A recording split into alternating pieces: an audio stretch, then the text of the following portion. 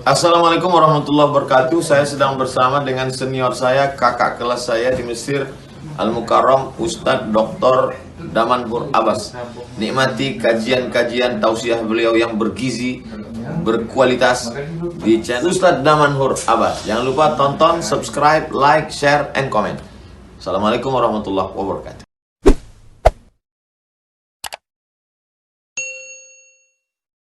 Assalamualaikum warahmatullahi wabarakatuh.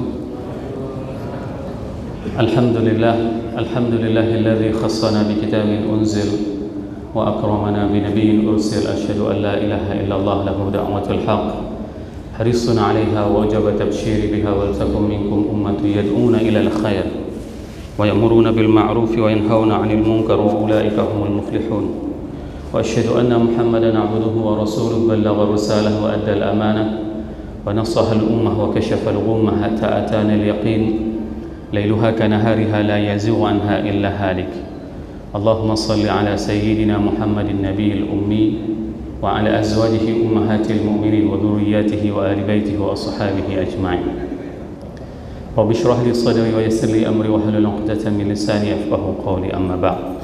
Para satiz yang saya muliakan, ayah bunda yang saya cintai, dan bapak ibu jemaah salat zuhur serta iktikaf di Masjid Baitur Rahman Luxmawe yang dimuliakan oleh Allah.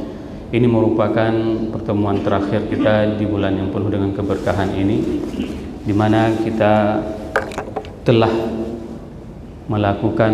menyempurnakan puasa dengan ayyam ma'dudat, beberapa hari yang memang ditetapkan oleh Allah, sehingga puasa tersebut bukanlah merupakan sebuah beban bagi kita. Akan tetapi ini adalah proses menikmati hari-hari yang sangat terbatas yang Allah berikan fasilitas hari-hari tersebut kepada kita, sehingga kita dapat memaksimalkan, menyempurnakan hari-hari yang terbatas tersebut dengan berbagai macam kesolehan-kesolehan yang telah kita lakukan selama ini. Salawat dan salam mari sama-sama kita panjatkan kepada junjungan kita Nabi besar Muhammad sallallahu alaihi wasallam yang telah mengajarkan kepada kita segala aspek tatanan kehidupan manusia. Rasul mengajarkan bagaimana cara kita menghidupkan di 10 akhir. Ini merupakan sebuah keindahan bagi kita, dan ucapan terima kasih yang sebesar-besarnya kepada pengurus BKM Masjid Baitur Rahman yang telah memfasilitasi jamaah yang berdatangan dari hampir berbagai macam daerah untuk melaksanakan i'tikaf. Alhamdulillah, ada beberapa jamaah yang memang istiqamah melakukan i'tikaf sudah beberapa tahun ini, dan walaupun i'tikaf ini pertama sekali dilakukan di tahun 2001, pada saat itu masih dilakukan di luar pelataran masjid. Seiring berjalan waktu, alhamdulillah terus terjadi peningkatan dalam pelayanan peribadatan di rumah Allah ini. Ini merupakan salah satu hal yang memang harus kita sampaikan kepada orang-orang lain di luar masjid, agar apa? Pada saat nanti kita tidak ada lagi di sini, ada orang yang akan mengisi saf kita. Jadi kabarkanlah berita ini kepada saudara-saudaranya agar mereka mau untuk melaksanakan i'tikaf di tahun yang akan datang. Bapak Ibu jemaah yang dirahmati Allah, pada siang yang berbahagia ini kita akan memasuki kepada fase di mana kita akan menceritakan ayat-ayat Al-Quran dan hadis tentang neraka. Ada sebuah hal yang memang harus kita patut syukuri pada saat kita lahir dalam keadaan Islam dan kita dimuliakan dengan dikirimnya baginda Rasulullah SAW kepada kita sebagai pedoman hidup bagi kita. Bayangkan kalau seandainya Rasul itu tidak pernah ada, maka kita tidak tahu harus berbuat apa. Dan kondisi seperti inilah yang terjadi bagi mereka yang hidayah dari Allah itu tidak datang kepada mereka. Sedih rasanya pada saat kehidupan secara materi mereka mempunyai kelebihan secara dunia. Mereka tinggal di tempat yang mewah, mempunyai kendaraan yang mewah, mempunyai seleri yang luar biasa, akan tetapi kehidupan mereka sama sekali tidak pernah teratur. Maka bersyukurlah pada saat Allah memilih kita lahir dalam keadaan Islam tanpa pernah kita meminta, dan Allah juga memberikan kepada kita baginda Rasulullah SAW sebagai petunjuk hidup dalam menjalani kehidupan ini.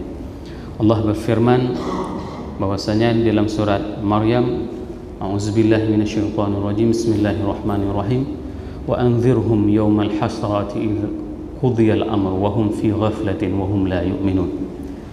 Bahwasanya keberadaan Rasul itu menjelaskan kepada kita bagaimana pentingnya agar manusia yang sangat dicintai oleh Allah ini tidak ada satupun di antara hamba Allah ini yang masuk ke dalam neraka. Karena banyak dengan manusia itu mereka hidup dalam keadaan lalai dengan kehidupannya, dengan berbagai macam fasilitas yang diberikan oleh Allah, mereka itu bisa lalai. Maka pada saat Rasul datang menjelaskan pentingnya untuk hidup sesuai dengan tuntunan yang diperintahkan oleh Allah, maka ini adalah sebuah keberkahan. Kita diajarkan paling komplit, ajaran agama ini paling komplit, dan saya sering mengulang-ulang, bayangkan tidak ada ajaran agama yang sekomplit Islam. Pas kita mau tidur itu diajarkan apa doa tidurnya, bangun tidur diajarkan doa bangun tidurnya. Pada saat kita bangun tidur itu diajarkan apa saja aktivitas yang harus kita lakukan. Berbeda dengan mereka. Mereka orang-orang hidup di Western, mereka yang hidup di Amerika, mereka itu sama sekali tidak punya aturan.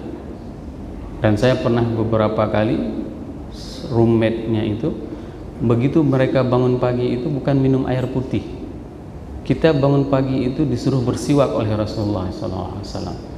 Mereka begitu bangun pagi itu yang diminum itu adalah Selbert, Iraminate, air minuman keras. Coba bayangkan bagaimana perbedaan kehidupan pada saat seseorang itu hidup dengan ajaran baginda Rasulullah, ketenangannya, kesehatannya itu sungguh luar biasa. Berbeda dengan orang-orang yang sama sekali tidak mendapatkan hidayah tersebut. Sehingga pada saat saya menceritakan tentang indahnya Islam, adanya larangan, terkadang larangan tersebut disukai oleh manusia. Contoh misalnya, hampir semua juga agama-agama yang mengaku agama samawi itu, mereka mengatakan bahwasanya daging, ada beberapa daging yang memang diharamkan, seperti daging babi. Dan kita menjelaskan, dalam Islam itu tidak ada rasionalisasi, kalau sudah dibilang haram, haram. Namun ada satu hal yang memang harus menjadi pelajaran bagi kita semuanya. Pengharaman daging tersebut ada batasnya, ada kondisinya, di mana kondisi daging-daging tersebut itu juga bisa dikonsumsi kendati itu diharamkan. Maka sungguh luar biasa tabiat orang Aceh. Mereka sangat membenci daging babi. Ya. Mereka sangat membenci daging babi. Bahkan apabila disamakan dengan babi, itu kemarahannya itu akan memuncak. Ya, cobalah samakan orang Aceh dengan babi, pasti dia akan memuncak kemarahannya, walaupun dia tidak salat misalnya. Ya, itu beda kasusnya. Nah, hari ini betapa banyak di antara orang yang mereka begitu benci sama daging-daging yang diharamkan, akan tetapi mereka tidak mau membenci terhadap apa yang diperintahkan, sama sekali tidak ada toleransinya. Seperti apa? Mencuri itu sama sekali tidak dibolehkan. Mencuri itu sama sekali.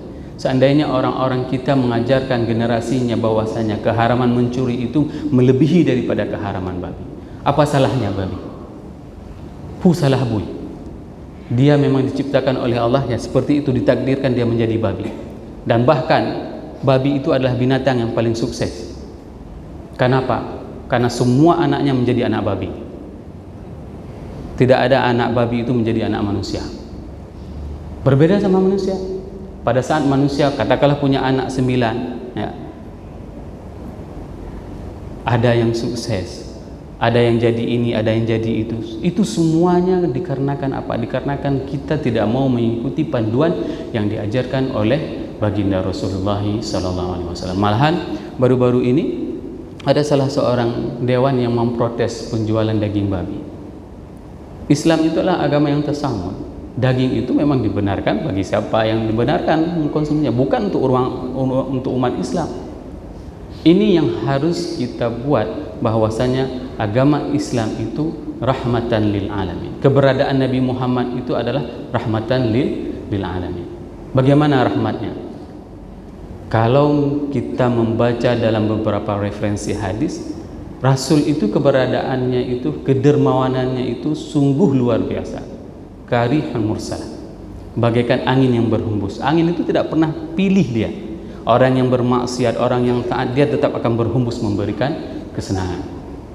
Islam itu adalah agama yang bisa membuat kebahagiaan, kendati mereka itu tidak mau mengakui tentang agama tersebut.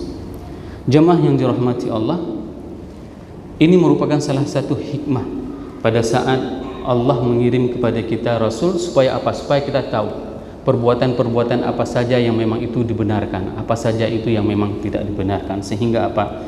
Sehingga di dalam surat Al-An'am Allah berfirman, a'udzubillahi minasyaitonirrajim, bismillahirrahmanirrahim, wa ma nursilul mursalina illa mubasysyirin wa mundzirin faman amana wa aslaha fala khaufun 'alaihim wa la hum yahzanun walladzina kadzdzabu biayatina yamassuhumul 'adzab bima kanu yafsukun.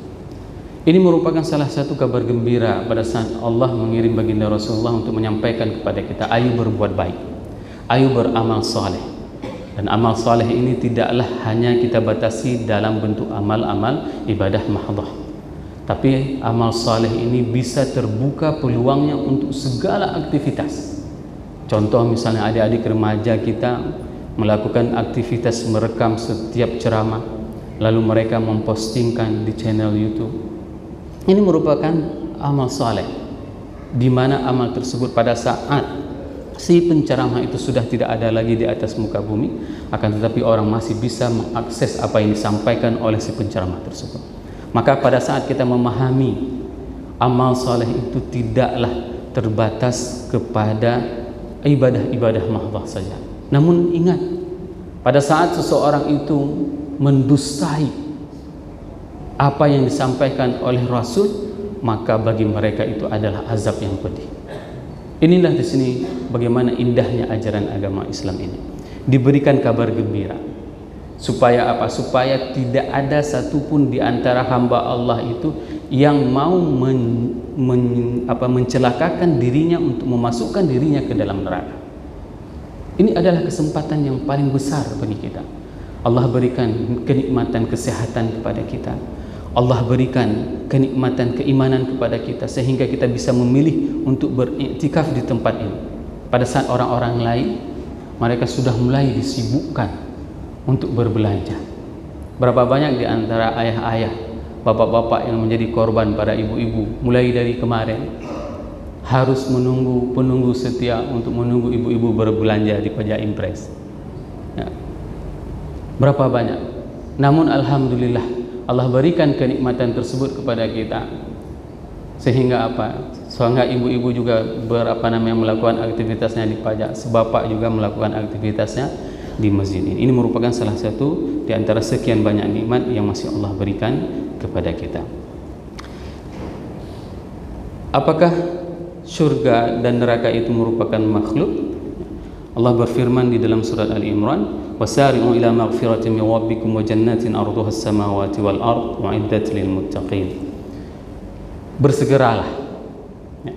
Coba lihat bagaimana Allah memberikan motivasi kepada kita, sehingga kita tidak perlu motivator untuk bisa beribadah kepada Allah. Itu tidak perlu motivator. Baca saja ayat Al-Quran itu, kita mengetahui maknanya, kita akan tergegas untuk bersegera. Wasari'u ila maghfiratin min rabbikum. Bersegeralah. Bayangkan berapa banyak di antara saudara-saudara kita, orang-orang yang kita cintai, pada saat mereka diberikan umur oleh Allah namun mereka melakukan kemaksiatan dan mereka belum sempat bertobat kepada Allah. Dan ayat ini tidak bisa didengarnya, dan ayat ini tidak pernah mereka tersentuh hatinya. Namun hari ini Allah memilih kita untuk mendengarkan ayat ini, untuk bersegeralah bertobat. Kenapa? Karena Allah sangat menginginkan setiap malam itu mendengarkan ada rintihan di antara hamba-hambanya yang meminta ampun terhadap dosa-dosa yang pernah dilakukannya. Betapa banyak dosa yang dilakukan oleh manusia, namun Allah menutupi aibnya. Berapa banyak? Betapa banyak kemaksiatan yang dilakukan oleh manusia, dan itu tidak difadhahkan oleh Allah dan tidak dibeberkan oleh Allah, sehingga apa? Sehingga orang tersebut kelihatan alim, sehingga orang tersebut kelihatan soleh, sehingga orang tersebut terhadap baik dinilai oleh masyarakat. Padahal kalau seandainya Allah mau membuka aib orang tersebut, mungkin tidak ada orang yang mau mendekatinya. Dan nanti di hari akhirat pada saat kita dihisab oleh Allah, semua kemaksiatan tersebut akan ditanyakan satu persatu oleh Allah, akan dibeberkan. Pada hari sekian, tanggal sekian, bulan sekian, engkau melakukan kemaksiatan kepadaku, bukankah demikian? Apa yang akan dijawab oleh manusia pada saat itu? Mereka akan mengakuinya, betul ya Allah. Namun indahnya pada saat seseorang itu meminta ampun kepada Allah dan bertobat, maka Allah mengatakan, kututip semua dosamu di dunia. Begitu juga dengan hari ini, ku ampuni semua dosamu. Inilah yang dimaksud dengan kata-kata ghafur, kata-kata pengampunan. Berbeda dengan kata-kata afwan. Kata-kata afwan yaitu adalah doa yang diajarkan khusus oleh baginda Rasulullah SAW untuk kita ucapkan selama 10 akhir Ramadan. Yaitu kata-kata afwan itu adalah dihapuskan semua dosanya. Kalau kata-kata ghafurun tersebut masih ada catatan dosa dan itu dicoret, namun masih tertulis semuanya, kemaksiatannya masih tertulis. Berbeda dengan afwan. Pada saat kita diberikan kitab oleh Allah dan kita membuka kitab tersebut, buku harian kita, buku catatan kita, maka kita tidak bisa melihat, tidak ada lagi satupun dosa. Dikarenakan apa? Dikarenakan dulu pada saat kita hidup di dunia, kita menghidupkan 10 akhir Ramadan dan kita bermunajat kepada Allah untuk diberikan pengampunan oleh Allah, sehingga kemaksiatan yang pernah dilakukan oleh manusia pada saat itu tidak ada lagi satupun catatan. Ini dahsyatnya doa yang diajarkan oleh baginda Rasulullah SAW kepada Ibunda Aisyah. Ibunda Aisyah mengetahui apa yang harus dipanjatkan pada saat saya akan bertemu dengan Lailatul Qadar, wahai Rasulullah. Maka diajarkan doa yang paling spektakuler. Maka ini adalah tuntunan yang memang diberikan kepada kita jamaah yang dirahmati Allah dari baginda Rasulullah SAW. Hadirin jamaah yang dirahmati Allah, kata-kata neraka itu, an-nar, itu disebutkan lebih dari 183 kali di dalam Al-Quran. Dan ini merupakan salah satu yang penting. Kalau seandainya tidak penting, mungkin Al-Quran tidak akan menyebutkan dan mengulangnya sebanyak tersebut. Dan pada saat Rasul ditanyakan oleh para sahabat, kenapa engkau beruban wahai Rasul? Dikarenakan surat Hud. Rasul membaca surat Hud yang membuat Rasul itu beruban. Dan uban Rasul menurut riwayat para sahabat itu tidak banyak, sekitar 18 helai. Dan ini mukhalif lil adah bagi orang-orang Arab. Orang-orang Arab itu mempunyai sebuah kebiasaan, mereka itu mempunyai rambut putih dan jenggot putih. Maka bapak-bapak yang mempunyai jenggot putih ini ada keturunan Arabnya. Ya, jangan jangan putus asa, jangan minder. Paling tidak jenggot kita mirip orang Arab. Nah, orang-orang Arab, Abu Quhafah, ayahnya Abu Bakar, itu semuanya putih. Karena memang tradisi orang-orang Arab punya genetik, mereka mempunyai rambut dan jenggot yang putih. Berbeda dengan Rasulullah SAW. Rasul dihitung oleh para sahabat bahwasanya lembaran rambut putih dan jenggotnya itu sekitar 18 halaman. Dan masalah neraka ini merupakan sesuatu yang memang sangat luar biasa bagi para sahabat. Ya. Umar ketika membahas tentang neraka itu sakitnya 2 bulan kalau membahas misalnya seperti ini. Jadi kalau ada di antara kita pada saat kita mendengarkan ayat tentang neraka itu tidak tersentuh hati kita, ini sesuatu yang lebih keras dari batu, sesuatu yang memang lebih keras dari batu, karena neraka itu memang luar biasa dahsyat pedihnya. Bahkan batu sendiri pada saat tertetes air itu dia akan jebol, akan lubang dan akan pecah. Bagaimana dengan hati kita yang dia itu sangat lembut? Kenapa pada saat kita mendengarkan tentang neraka sama sekali itu tidak tergetar hati kita.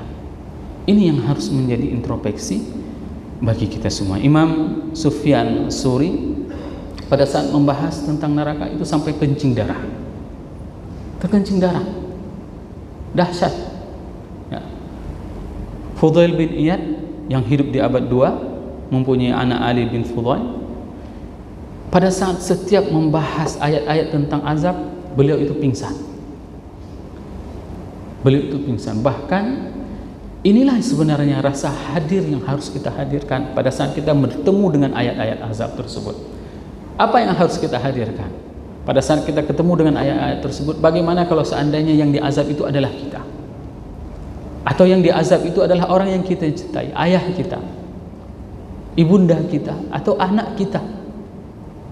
Maka pada saat kita menghadirkan rasa seperti ini, itu akan menggetarkan jiwa kita sehingga apa? Sehingga kita tidak akan pernah mau melakukan kemaksiatan kepada Allah dan kepada Rasul. Ini fungsi kenapa kita akan membacakan ayat-ayat tentang neraka tersebut, di mana Allah menjelaskan bahwasanya neraka tersebut akan dipaparkan kepada manusia. Allah berfirman di dalam surat Al-Ahzab, A'udzubillahi minasyaitonirrajim, Bismillahirrahmanirrahim, Yauma yu'radul ladzina kafaru 'alan nari adhabtum thayyibatikum fi hayatikum ad-dunya fastamta'tum biha falyawma tujzauna 'adzabal hun bima kuntum tastakbiruna fil ardi bighairil haqq wa bima kuntum tafsuqun. Ayat ini pernah kejadiannya sama Umar. Suatu hari pada saat Madinah itu melanda dengan panas yang sangat luar biasa. Kita baru kemarin itu merasakan panas puasa itu 38 derajat Celcius.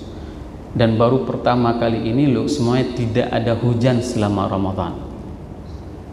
Ramadan yang sebelumnya pasti ada beberapa kali hujan. Ramadan kali ini kota tidak pernah ada hujan.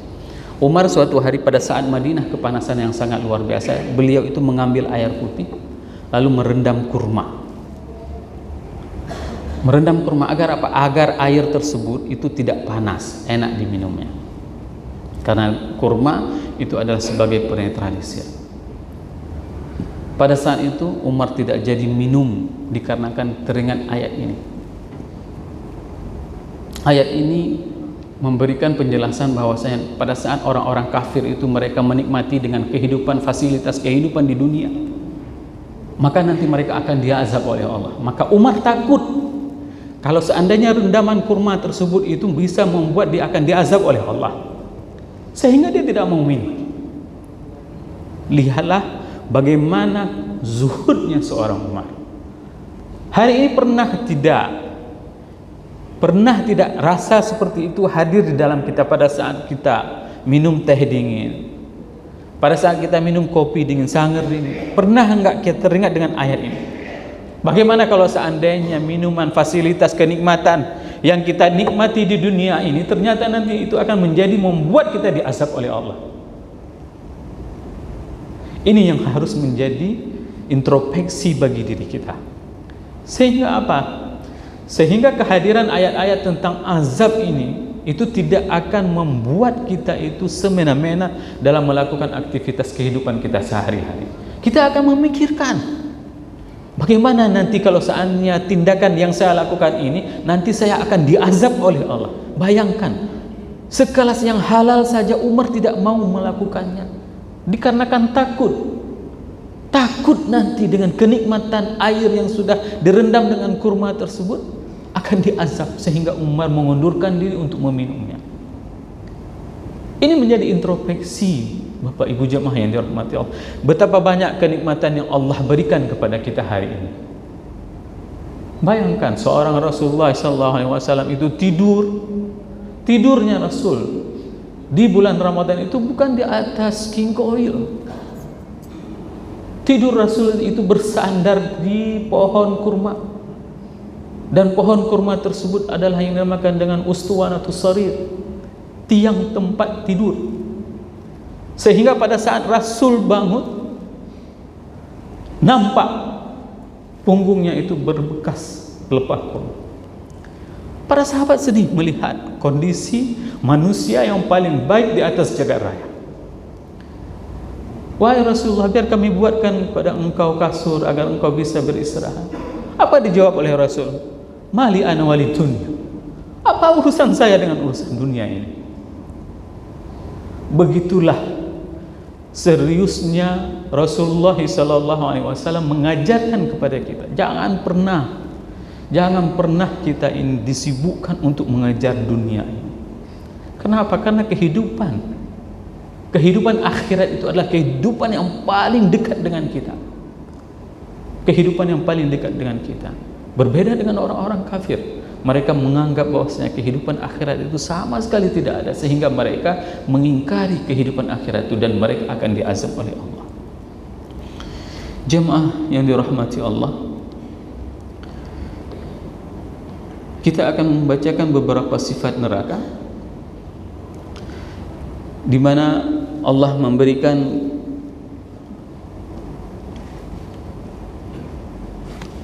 sebuah cerita tentang panjang. Ayat yang dibacakan oleh Ustaz Abu Bakar, kalau tidak salah saya tadi pagi, tentang bagaimana kondisi pintu neraka, dan ini merupakan ayat yang terakhir yang akan kita bacakan. Allah berfirman, a'udzubillahi minasyaitonirrajim, bismillahirrahmanirrahim, wa asyraqatil ardu binuri rabbiha wa wudi'al kitabu wa ji'a bin nabiyyi wasyuhada wa qudiya bainahum bil haqq wa hum la yudhlamun. Pada saat itu bumi ini bukan lagi seperti ini dan sudah diterangi dengan cahaya dari Allah, dan tidak ada satu orang pun yang akan dizalimi. Maka pada saat ada kezaliman yang menimpa kita, jangan pernah kita mengadunya kepada makhluk. Jangan pernah kita menyampaikan keluh kesah kita itu kepada manusia. Tentu kita akan kecewa. Belajarlah bagaimana kondisi Nabi Yakub pada saat beliau lagi sedih. Innama ashku bathi wa huzni ila Allah. Bahwasanya beliau mengadu semua curhatnya itu hanya kepada Allah. Kenapa pada saat kita mengadu kepada manusia, pada saat kita mengadu kepada makhluk, maka itu akan membuat kekecewaan. Dan itu yang dicontohkan oleh Ibunda Aisyah pada saat beliau difitnah berzina. Tidak ada satu orang pun yang berani membenarkan apa dakwaan. Maka pada saat itu beliau menyerahkan, mengucapkan sebagaimana yang diucapkan oleh Nabi Yakub. Wa ufiyat kullu nafsin ma 'amilat wa hum a'lamu bima yaf'alun. Wasiqa alladhina kafaru ila jahannama zumara hatta idza ja'uha futihat abwabuha. Pada saat seseorang itu dimasukkan dalam neraka, futihat abwabuha, pintu neraka itu dibuka. Dan pada saat pintu surga dibuka, itu ditambah dengan kata-kata wa futihat. Para mufassirin menjelaskan bahwasanya penambahan satu huruf itu kullama zadal mabna zadal makna. Setiap ada penambahan huruf tersebut itu akan memberikan dampak makna yang lain. Orang-orang di dalam neraka itu pada saat mereka itu dimasukkan, digiring dan didorong, dicampakkan ke dalam neraka, itu tidak ada welcomingnya, tidak ada ahlan wa sahlannya. Mereka itu semuanya dicampak. Ada yang didorong rame-rame, ada yang dimasukkan. Jadi jangan pernah mempunyai sebuah anekdot, nggak apa-apa, buat terus maksiat, nanti pas dicampak lewat, tembus dari neraka masuk ke surga. Enggak, tidak akan pernah seperti itu. Dan di sini dijelaskan pintu surga itu tidak ada yang jaga untuk mempersilahkan. Berbeda dengan pintu surga. Wa futihat. Ditambah huruf waw itu para mufassirin mengatakan bahwasanya setiap orang yang masuk ke dalam surga itu dipersilahkan. Ini yang membedakan bagaimana penyambutan orang-orang pada saat mereka dipersilahkan masuk ke dalam surga. Dan berbeda dengan neraka. Dan ini semuanya adalah hak, wa'dul haq, janji pasti. Kapan ini akan diketahui? Pada saat orang tersebut dicampakkan ke dalam neraka. Maka dia baru mengetahui ternyata dulu benar apa yang dibacakan oleh Rasul ayatnya. Beginilah rupanya. seseorang itu dimasukkan ke dalam neraka dengan kondisi seperti ini. Dan begitu juga pada saat seseorang tersebut dimasukkan ke dalam surga, maka dia akan merasakan bagaimana sensasinya dipersilahkan. Ada malaikat yang menyambutnya, mempersilahkannya. Maka ini adalah kesempatan Bapak Ibu jamaah yang dirahmati Allah. Pada saat kita masih diberikan umur panjang oleh Allah, maka isilah kehidupan kita ini dengan sesuatu yang memang bisa membuat agama Allah ini bisa terus berkelanjutan. Saya sangat berterima kasih kepada para muhsinin yang telah banyak membantu sehingga terjadi dan suksesnya penyelenggaraan iktikaf selama 10 hari di masjid ini. Bayangkan, memang ada orang yang memang begitu kita bilang ini perlu dana, bukan dikarenakan omongannya yang bagus, tidak, dikarenakan hatinya masih terbuka, keimanannya itu masih tersentuh. Berapapun kemudahan, dan itu sangat tergantung dengan kemudahannya. Pada saat dia mempunyai banyak kemudahan, ada yang menanggung di malam-malam ganjil untuk menanggung sahur. Inilah yang dinamakan dengan getaran keimanan, sahutan keimanan. Ada orang yang memang bersedekah kopi, ada bersedekah dengan semua kemudahan yang dia miliki.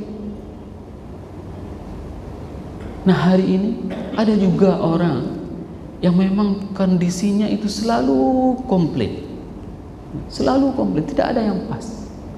Ada yang seperti itu, dan panitia mewakili, mengamanahkan, sudah dimaafkan semuanya. Walaupun ada seandainya di antara jamaah yang mengatakan, apa ini Masjid Baitur Rahman sudah ternak nyamuk ya. Padahal itu petugas setiap sore menyemprot nyamuk, sebelum Ramadan di fogging. Tapi ada juga yang mengeluarkan kata-kata seperti itu. Ada peternakan nyamuk ya di Masjid Baitur Rahman. Maka disinilah perlu sabar. Tidak perlu kita marah, karena yang mengatakan itu adalah saudara kita, seiman dengan kita. Tuhannya masih sama, agamanya masih sama, keimanannya masih sama. Maka inilah fungsi Ramadan. Ramadan mengajarkan kepada kita banyak hal. Maka ajaklah saudara-saudaranya. Agar apa? Agar pada saat kita tidak ada lagi di saf yang biasa kita duduki itu, ada pengganti kita. Semoga apa yang saya sampaikan ini bermanfaat kepada diri saya dan kepada jamaah semuanya. Semoga Allah mempertemukan kita dengan Ramadan di tahun yang akan datang, dan akan memberikan kelezatan keimanan bagi kita untuk menghidupkan Ramadan baik di siangnya maupun di malam hari. Subhanakallahumma wa bihamdik, asyhadu an la ilaha illa anta, astaghfiruka wa atubu ilaik. Assalamualaikum warahmatullahi wabarakatuh.